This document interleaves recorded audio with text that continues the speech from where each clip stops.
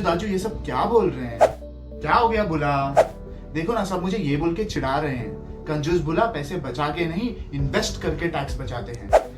बुला 46,800 रुपीज, इतना टैक्स बचा सकते हैं अगर 80C के स्पेसिफिक इंस्ट्रूमेंट्स में इन्वेस्ट किया तो। इंस्ट्रूमेंट यानी गिटार? तो मैं अभी इसका क्लास चालू कर दूं?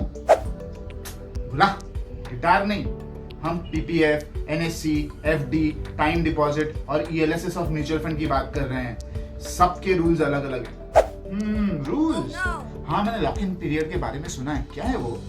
इसको ना तो एक एडवेंचर की तरह सोच। आज पैसे इन्वेस्ट कर और लॉक इन पीरियड तक भूल जा। तो पीपीएफ आपकी इन्वेस्टमेंट को 15 साल के लिए लॉक इन करता है। उसी तरह एनएससी, एफडी और टाइम डिपॉजिट 5 साल के लिए, और ईएलएसएस ऑफ म्यूचुअल फंड खाली 3 साल के लिए इन्वेस्टमेंट को लॉक करता है। 15 इयर्स, तब तक तो मैं बूढ़ा हो जाऊंगा। डर मत बुला, लंबे टाइम के इन्वेस्टमेंट का फायदा भी होता है अगर रेट ऑफ रिटर्न अच्छा रहा तो। होल्ड ऑन दाजू, तो आप क्या मुझे अभी रिटर्न्स के बारे में बताओगे?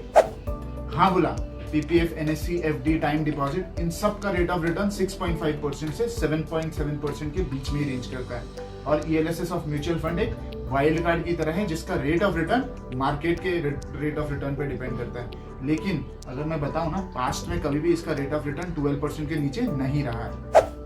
वाइल्ड कार्ड, ये वाइल्ड कार्ड ने तो मेरा मन खुश कर दिया। भुला, जैसे with great power comes great responsibility, वैसे ही with great returns comes taxation.